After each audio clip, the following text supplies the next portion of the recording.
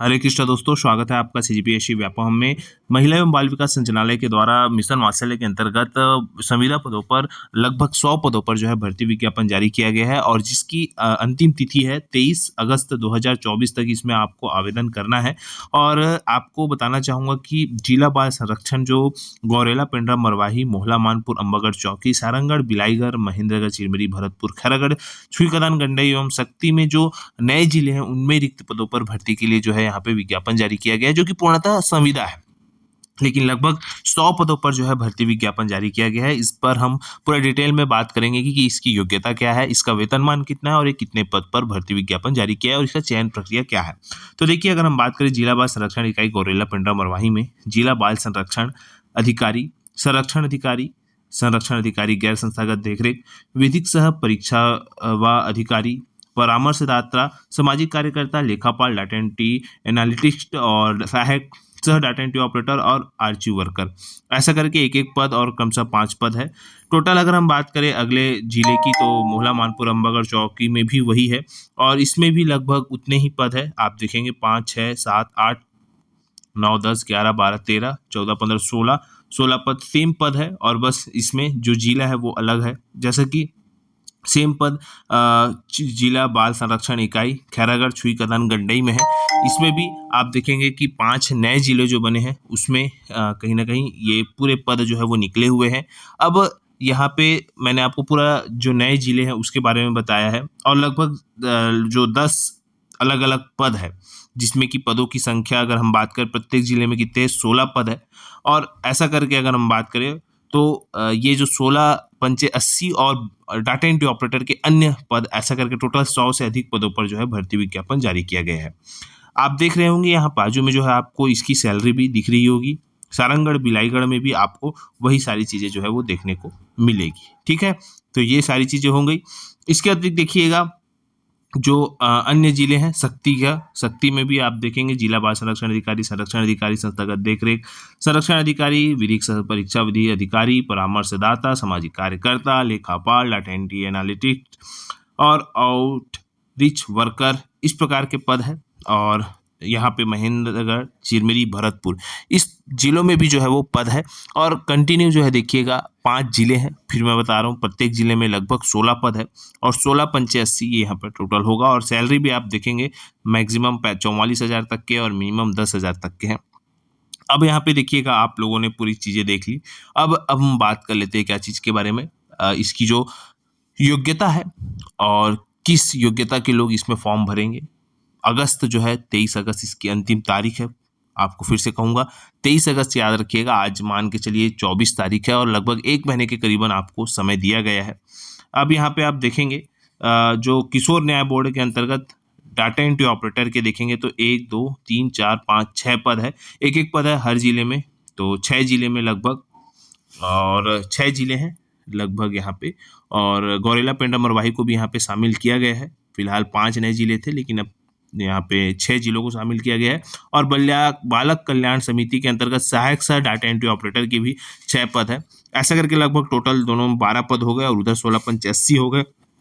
यहाँ पे अगर हम बात करें जिला बाल संरक्षण इकाई के हेतु शैक्षणिक योग्यता अनिवार्य कौशल का क्या है, तो देखिए जिला बाल संरक्षण अधिकारी के लिए अनिवार्य न्यूनतम शैक्षणिक अर्हता है किसी मान्यता प्राप्त विश्वविद्यालय से समाज कार्य, समाजशास्त्र, बाल विकास, मानवाधिकार, लोक प्रशासन और मनोविज्ञान, मनोचिकित्सा विधि, जन स्वास्थ्य, सामुदायिक संस्थान प्रबंधन में स्नातकोत्तर की डिग्री होना चाहिए। अनिवार्य कौशलता ये है कि कंप्यूटर पर MA, MS office, computer, web आधारित अन्य सॉफ्टवेयर में कार्य करने में सक्षम होना चाहिए। और अनिवार्य न्यूनतम अनुभव ये है कि महिला एवं बाल विकास, समाज कल्याण के क्षेत्र में जो प्रशिक्षण है वो आपको होना चाहिए। इसके अलावा आपको यहाँ पे 3 वर्ष का जो है अनुभव है यहाँ पे होना चाहिए। याद रखिएगा 3 वर्ष का अनुभव मांगा है किसके लिए, जिला बाल संरक्षण अधिकारी के लिए। ठीक है, इसके अलावा अगर हम बात करें अंग्रेजी एवं हिंदी भाषा का आपको ज्ञान होना चाहिए किसके अंतर्गत, जिला बाल संरक्षण अधिकारी के अंतर्गत। तो देखिए जिला बाल संरक्षण अधिकारी की न्यूनतम अर्हता मैंने आपको बता दी, अनिवार्य कौशल जो अर्हता है वो मैंने आपको बता दी। इसके अलावा अनिवार्य न्यूनतम अनुभव आपको बता दिया कि भैया 3 वर्ष का अनुभव आपको चाहिए ही चाहिए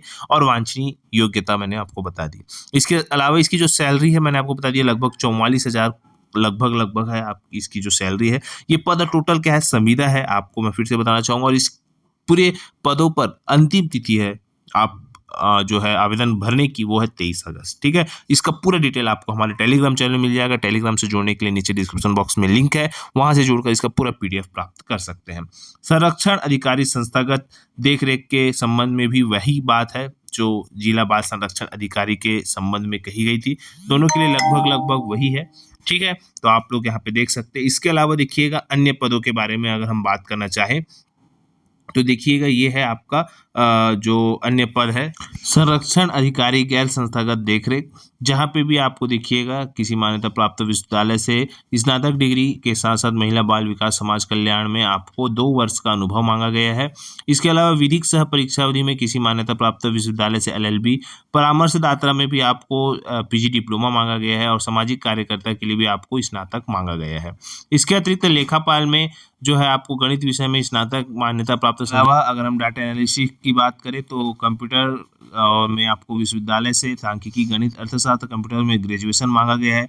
सहायक सह डाटा एंट्री ऑपरेटर में कंप्यूटर में 1 वर्षीय डिप्लोमा सर्टिफिकेट के साथ किसी मान्यता प्राप्त बोर्ड से समकक्ष बोर्ड में 12वीं उत्तीर्ण और आउटरीच वर्कर में किसी मान्यता प्राप्त बोर्ड समकक्ष बोर्ड से 12वीं उत्तीर्ण मांगा गया है। ठीक है, अब देखिए सहायक ग्रेड जो सह डाटा ऑपरेटर है उसमें 8000 की डिप्रेशन प्रति घंटा की गति भी होनी चाहिए।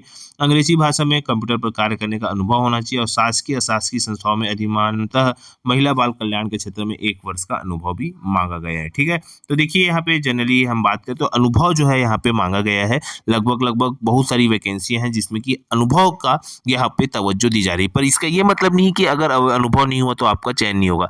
ये अगर आप उस अनुभव वाला व्यक्ति अगर आप लोगों को नहीं मिलेगा तो निश्चित तौर पर आप जो बिना अनुभव वाले हैं उनका भी चयन हो सकता है। तो आप लोग जो अनुभवहीन हैं वो भी फॉर्म भरिएगा। अगर उस जिले में अनुभव वाले नहीं मिलते तो निश्चित तौर पर अनुभवहीन वालों को भी जो है वो दिया जा सकता है। आयु सीमा मिनिमम 21 वर्ष है, मैक्सिमम 35 वर्ष है और सभी छूटों को मिलाकर 45 वर्ष जो है अधिकतम है।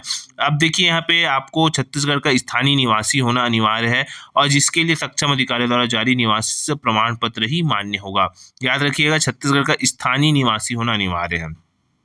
और पदों का आरक्षण भी यहाँ पे बताया गया है।